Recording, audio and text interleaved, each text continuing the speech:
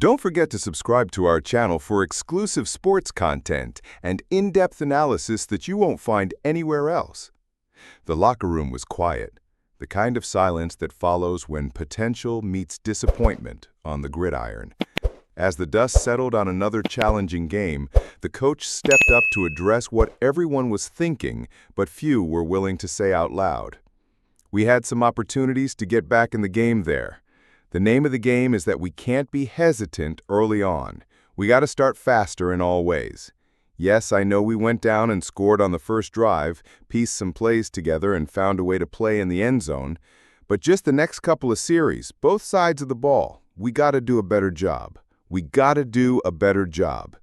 The frustration was palpable as he continued. We had opportunities there in the second half, but we gave them life. We gave them life. We gave them hope and confidence in the first half there. And what it does is it puts you in a spot where you got to be perfect. You're playing from behind, and you got to be perfect. The stress on the guys to make every play becomes greater and greater. Despite the setback, there was still belief in the room. I choose to believe we got a good football team, but we can't play on our heels. We're not going to be what we think we can be, what we want to be, if that's the case. And so again, that falls on everyone. I don't just point the finger at the players. I gave the deep both sides of the ball. You kind of know what you're going to see going into the game, but, with new coordinators, we got to step on the football field, they step on the football field, and we got to play ball. We got to play our style of ball. The reality check came next. Last year isn't this year, and it's going to be an uphill climb for us, but you can't think of it in the big scope of things. You got to focus on the moment, and the next moment is what happens tomorrow, and we'll find out.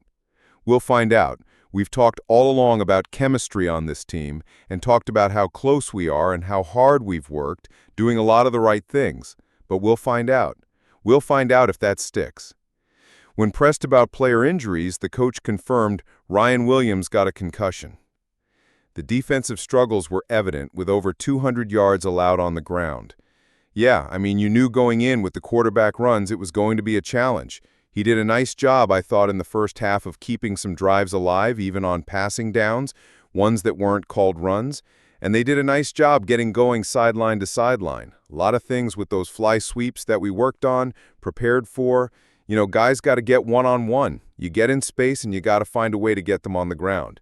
You got to use your leverage and you got to find ways to trust your buddies around you that they're in pursuit. And they were piecing together first downs, they kept on the field, and they hit the explosive down the sideline in the first drive. And they're going to make plays too, and I can live with that, but we got to respond. We got to respond. There was some optimism about the defensive adjustments. Just coming out in the second half, I thought we settled in other than the one play, and it really felt third quarter going into the fourth quarter, thought defensively we kind of got our feet underneath us, had a kind of an idea of what they're really trying, rhythm of what they do offensively and how we call plays, and they do some funky things with the snap count and all that kind of stuff, and it kind of keeps our guys kind of wondering what's next and not in our own rhythm.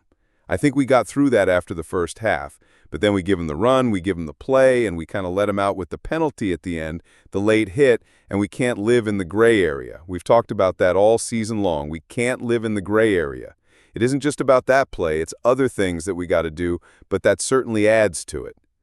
Perhaps the most telling statistic came from a reporter's observation. 7 drives that ended in Florida State territory, but only 3 resulted in points. Yeah, that's probably, I know from a frustration standpoint, that's the thing that is frustrating. And so when you win the game and you look at those drives and you're saying, hey, there's first downs that you're piecing together, you're giving yourself chances, but when you lose the game, you look at it and you got to understand that there's got to be a competitive stamina. It was a long drive, the first one, and it was hard work. You had to execute. You had to make some big plays, and you did it. Now you got to go back out there and you got to do it again. You got to stack play after play after play.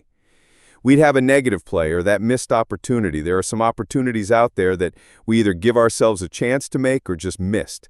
And so, not going to live in regret, not going to live in regret. We got to go fix it and be better because of it and evaluate the film and move on.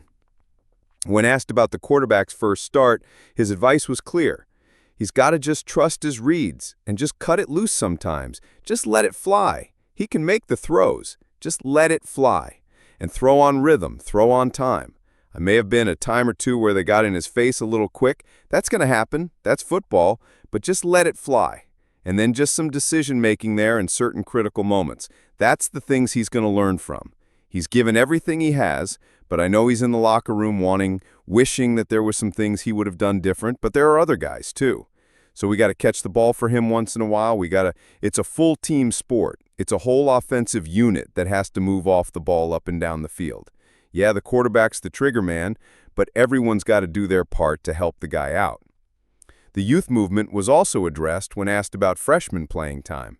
At tight end, Caleb's the next guy up. That's really what it's about. So you got Josh, and Danny's been down again here the last little bit. You go through the depth chart, got another ding or two in the tight end room that pulled some guys out for some plays, and some guys that have been out during camp, Marshall and a little bit limited. So that's where we're at in the depth chart there. And so, yeah, there's going to be young guys. It's what the world we're in right now. And so we got some older guys, and then all of a sudden there's a gap, and younger guys got to step on the field and play. Yeah, we go down the depth chart further on the defensive tackle interior list, and London's done some nice things for us as a freshman in practice and some consistency there. We trust him. He got to go out there and, getting thrown to the wolves, whatever you want to call it. Yeah, that was certainly the case, but that's where we're at the rotation. Finally, addressing the running game's inconsistency after a strong opening drive. I'm trying to think of the first runs in the first half or the first quarter, the first drive. I feel like they were very similar to some of the ones that we had in the fourth quarter, as far as like the holes and the seams and getting through the first level. I think there were hard yards in the first quarter that we did have. We were able to stay ahead of the chains and continue to do that. And then the game kind of going into the third quarter, for sure, you're trying to be patient, but those possessions are counting down on you. But again, I thought we did a good job staying committed to it as we went into the fourth quarter there. Again, hitting some hits up the middle. So there needs to be a better consistency. We didn't have any explosives that I can think of. Any explosives like we need to have. It's hard to put drives together, as we saw, when you don't have chunk yardage plays. And they hit their explosives at times, the reverses and things like that, the ball down the field there in the first drive. We just had some explosives too, but most of them were in the air. This is the reality of competitive football, where every play matters, every decision counts, and every opportunity missed weighs heavy on the hearts of those who live and breathe the game.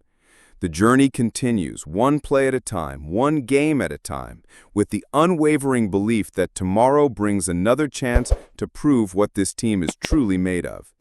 Hit that subscribe button and ring the notification bell to never miss our exclusive sports coverage and behind-the-scenes analysis.